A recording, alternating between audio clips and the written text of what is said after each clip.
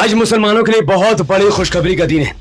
वक्फ कानून 2025 को लेकर सुप्रीम कोर्ट से भारतीय जनता पार्टी की सरकार को बहुत बड़ा झटका लगा है और सुप्रीम कोर्ट के अंदर ओवैसी साहब खुद मौजूद थे, जिसके बाद सुप्रीम कोर्ट के अंदर ओवैसी साहब की जो इज्जत अफसाई की गई उससे ममता बनर्जी, राहुल गांधी, प्रियंका गांधी, तेजस्वी यादव, अखिलेश यादव जैसे मुसलमानों के वोट लेने वाले नेताओं की नींद हराम हो चुकी है।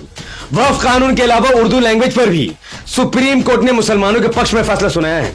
यानी आज वक्फ कानून के खिलाफ फैसला हो या उर्दू लैंग्वेज के पक्ष में फैसला हो, दोनों ही फैसले मुसलमानों के पक्ष के हित में गए हैं और बीजेपी को बहुत बड़ा झटका लगा है। यह झटका मोदी जी के लिए कितना बड़ा था, उतना ही बड़ा योगी आदित्यनाथ के लिए भी था।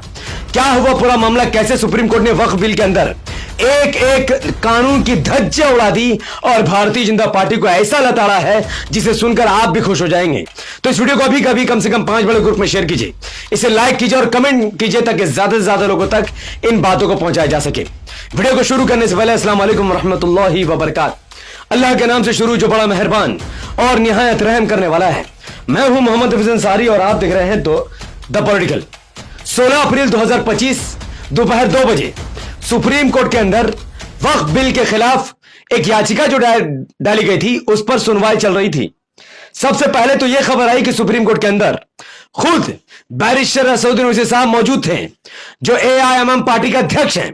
लेकिन ओवैसी साहब के अलावा उस कोर्ट के अंदर ना कांग्रेस पार्टी के अध्यक्ष राहुल गांधी मौजूद थे, ना तृणमूल कांग्रेस के अध्यक्ष ममता बनर्जी मौजूद थी, ना समाजवादी पार्टी के अध्यक्ष अखिलेश यादव मौजूद थे और ना ही आरजेडी के अध्यक्ष तेजस्वी यादव मौजूद थे।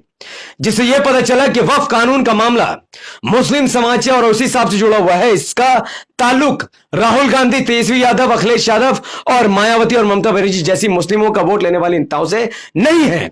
जिससे यह पैगाम साफ तौर पर बाहर गया कि ओवैसी साहब को अब भारत में कोई भी बी टीम नहीं कहेगा, बल्कि बी टीम वो होंगे जो आज कोर्ट के अंदर मौजूद नहीं थे। बी टीम आप अखिलेश यादव को कहिए, राहुल गांधी को कहिए, ममता बनर्जी को कहिए, मायावती को कहिए, तेजस्वी यादव को कहिए, लेकिन अब आप ओवैसी साहब को बी टीम नहीं कह सकते। सबसे पहली बात जो खबर सामने आई सुप्रीम कोर्ट के अंदर से वो ये थी कि सुप्रीम कोर्ट ने कहा कि हम सबको नहीं सुन सकते। वक्फ कानून पर सुनवाई के दौरान सुप्रीम कोर्ट की बहुत बड़ी टिप्पणी थी कि अब तक 47-48 याचिका आई है वक्फ बिल के खिलाफ, लेकिन सुनवाई आप जानते हैं किस पर हुई है, किसके केस के मद्देनजर आज सुप्रीम कोर्ट में इतना बड़ा फैसला आया और इतना बड़ा सुनवाई जो हुई है वो थी असदुद्दीन ओवैसी साहब के नाम पर यह सुनवाई हुई है। आज जो केस का टाइटल था वो था Asaduddin Owaisi versus union of India. यानी आज की जो लड़ाई थी, जो याचिका थी, जो वक्फ बिल पर जो सुनवाई थी, इस सुनवाई पर एक तरफ असदुद्दीन ओवैसी साहब खड़े थे और उनके ऑपोजिट में भारतीय जनता पार्टी की सरकार थी। यानी वक्फ अमेंडमेंट बिल 2024 को लेकर आज की सुनवाई असदुद्दीन ओवैसी साहब और भारतीय जनता पार्टी सरकार के दरमियान थी। अब सुनिए इस सुनवाई के दरमियान क्या हुआ। खुद ओवैसी साहब इस सुप्रीम कोर्ट के अंदर मौजूद थे और सुप्रीम कोर्ट ने एक भारी टिप्पणी की भारतीय जनता पार्टी की सरकार के ऊपर। सुप्रीम कोर्ट ने बीजेपी सरकार से पूछा कि गैर हिंदू को हिंदू बंदोबस्त बोर्ड में शामिल कर सकते हैं। तो बीजेपी के जो सॉलिसिटर जनरल तुषार कुमार थे उनकी बोलती बंद हो गई, क्योंकि वक्फ बिल में यह लिखा है कि जो काम काज था वक्फ जमीन का, इसमें 2 हिंदू भी आज मौजूद होंगे, 2 गैर मुस्लिम को रखा जाएगा। सुप्रीम कोर्ट ने पलटवार करते हुए कहा कि अगर वक्फ बोर्ड के अंदर 2 गैर मुस्लिम आ सकते हैं तो फिर हिंदू इंडोर्समेंट एक्ट के अंदर 2 मुस्लिम क्यों नहीं आ सकते। जिस पर तुषार मेहता यानी बीजेपी सरकार की बोलती बंद हो गई। सुप्रीम कोर्ट ने वक्फ बाय यूजर पर मोहर लगा दी है। यह मुसलमानों के लिए बहुत बड़ी खुशखबरी, दूसरी सबसे बड़ी खुशखबरी है। सुप्रीम कोर्ट ने कहा कि घोषित वक्फ संपत्ति डी नोटिफाई नहीं की जाएगी। यानी जो जमीन काफी सालों से वक्फ बाय यूजर थी, उसके डॉक्यूमेंट नहीं थे, लेकिन वो कब्रिस्तान थी, मस्जिद थी, मदरसा थी, विदाउट डॉक्यूमेंट जो मुसलमानों के कब्जे में थी, जो वक्फ जमीन के कब्जे में थी, वो वक्फ जमीन की ही कहलाएगी। उसको बीजेपी सरकार नकार नहीं सकती है। तो सुप्रीम कोर्ट से यह दूसरा सबसे बड़ा फैसला आया कि अब आपका कब्रिस्तान बीजेपी नहीं छीनेगी, आपका मदरसा, आपकी मस्जिद बीजेपी नहीं छीनेगी, आपके यतीम खाना बीजेपी नहीं छीनेगी, क्योंकि सुप्रीम कोर्ट ने मोहर लगा दी है कि वक्फ बाय यूजर बरकरार रहेगा। और यही सबसे बड़ा मुद्दा ओवैसी साहब कई महीनों से चिल्ला रहे थे। तीसरी सबसे बड़ी खुशखबरी कि सुप्रीम कोर्ट ने कहा कि वक्फ बोर्ड में नामित अधिकारी के अलावा मुस्लिम सदस्य ही होंगे। यानी सरकार के जो नुमाइंदे पहले से रहते थे वो रहेंगे, लेकिन अलग से 2 गैर मुस्लिमों को नहीं दी जाएगी, बल्कि वक्फ बोर्ड का सदस्य, वक्फ बोर्ड को चलाने वाले सिर्फ और सिर्फ मुस्लिम समाज के ही होंगे। और यह बीजेपी सरकार को चौथा सबसे बड़ा झटका था और मुस्लिम समाज के लिए बहुत बड़ी खुशखबरी थी। और हमारा यही सबसे बड़ा मुद्दा था कि वक्फ बोर्ड में कोई भी गैर मुस्लिम ना घुसे, क्योंकि इसलिए नहीं क्योंकि हमें उन पर भरोसा नहीं है, बल्कि इसलिए क्योंकि यह संविधान के खिलाफ है और सुप्रीम कोर्ट से बेहतर संविधान कौन जानता है।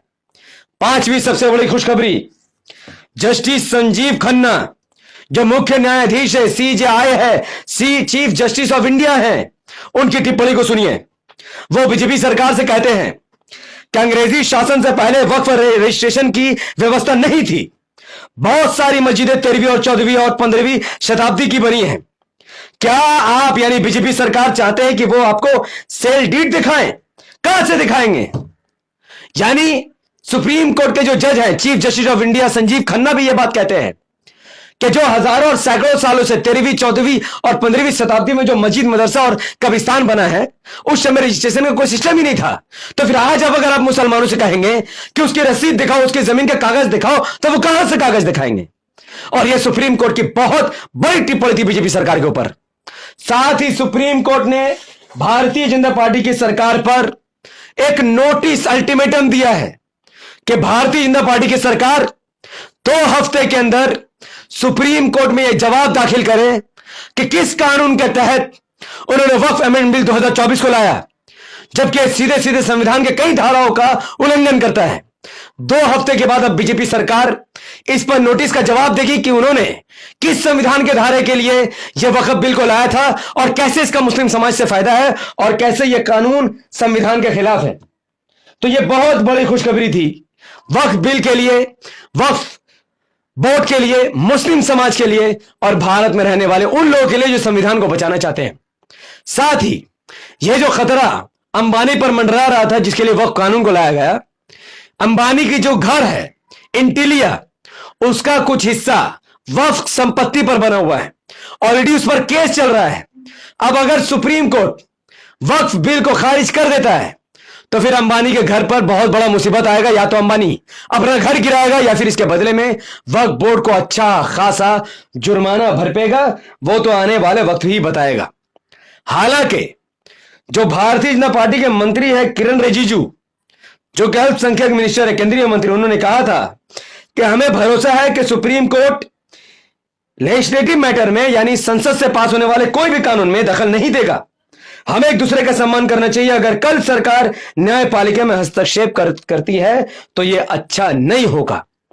यानी बीजेपी सरकार सुप्रीम कोर्ट को धमकी दे रही थी कि हम जो कानून लाए वो संविधान के खिलाफ हो या हित में हो, आप उस पर फैसला नहीं करेंगे, वरना हम भी सुप्रीम कोर्ट पर हस्तक्षेप करना शुरू कर देंगे। इसके बावजूद लोग जानते हैं कि जस्टिस लोया के साथ क्या हुआ। लोग जानते हैं और संजीव खन्ना भी जानते हैं कि जस्टिस लोया के साथ क्या हुआ है, कितना बड़ा अन्याय हुआ है। और इस इतना कुछ होने के बावजूद भी हमारे जो महान जज थे संजीव खन्ना CJI, वो भारतीय जनता पार्टी के इस गीदड़ भपके से नहीं घबराए, वो नहीं डरे। संविधान के लिए वो आगे बढ़े और संविधान की सीमा को, गरिमा को मानते हुए उन्होंने वक्फ अमेंडमेंट बिल 2024 में कई सारे प्रावधान को तार तार कर दिया, खत्म कर दिया, नेस्तो नाबूद कर दिया।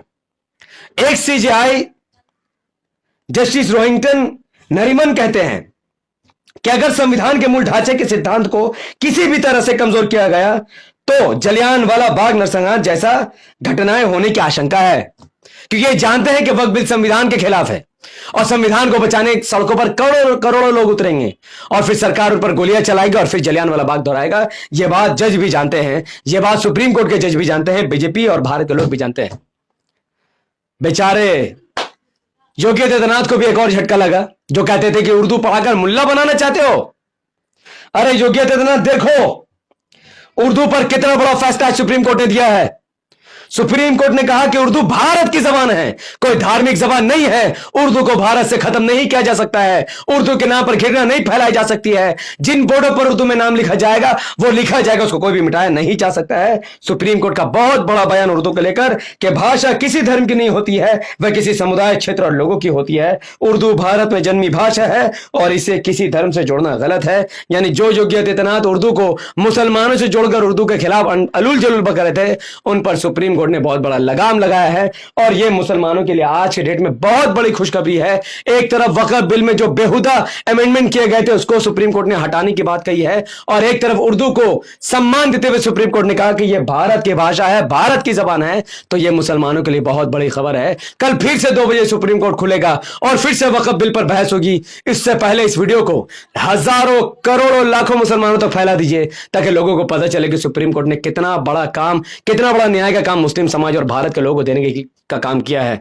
तो इस वीडियो को लाखों लोगों तक पहुंचाए, इस वीडियो को लाइक कीजिए, शेयर कीजिए, कमेंट कीजिए, अपनी बातों को धड़ाधड़ कमेंट पर किया। अगर आप सब हमारे यूट्यूब चैनल द पॉलिटिकल पर नए हैं तो इसे लाइक और फॉलो करके 5 बड़े ग्रुप में शेयर कीजिए। अगर आप सब इस वीडियो को फेसबुक पर देख रहे हैं तो इसे धड़ाधड़ शेयर कीजिए और उस ओवैसी साहब को याद रखिए जिनको आप बीजेपी के बी टीम कहते थे, लेकिन वो ओवैसी साहब सदन में बिल फाड़ते हैं, फिर सुप्रीम कोर्ट में लड़ाई लड़ते हैं और उनके सोल्जर्स, उनके वर्कर्स, हम जैसे लोग जमीन पर उतर कर एहतजाज करते हैं। और आज इन तमाम कामों का फल क्या मिला? सुप्रीम कोर्ट तक ये तमाम बातें पहुंची और सुप्रीम कोर्ट ने वक्फ बाय यूजर को भी महफूज किया। सुप्रीम कोर्ट ने कहा कि मुस्लिम समाज पेपर नहीं दिखाएंगे जमीन के, एक बार जो जमीन वक्फ की थी वो वक्फ की ही रहेगी, उसे हटाया नहीं जा सकता और वक्फ बोर्ड के अंदर कोई गैर मुस्लिम नहीं आएगा। तो जिन लोगों ने भी हमारे साथ मिलकर राजा बाजार में प्रोटेस्ट किया था, राजा बाजार में हमारा सहयोग किया, एमआईएम के झंडे तले उन्होंने अपनी बात रखी, हमारी बात सुनी, उनका बहुत बहुत शुक्रिया, क्योंकि उनका काम अब सुप्रीम कोर्ट तक पहुंच चुका है। ऐसे ही होता है जब आप सही नेता को फॉलो करते हैं, सही लीडर को फॉलो करते हैं। इंशाल्लाह ऐसे ही सुप्रीम कोर्ट एक दिन देखेगी कि हाँ, मुसलमानों की आवाज बन रही है और धीरे धीरे फैसला मुसलमानों के पक्ष में आना शुरू हो जाएगा, जो संविधान के हित में होगा और देश के हित में होगा। बहुत बहुत शुक्रिया। अस्सलाम वालेकुम वबरकातुहू। मैं था मोहम्मद हफीज अंसारी और आप देख रहे थे द पॉलिटिकल। मिलते हैं जल्द ही अगले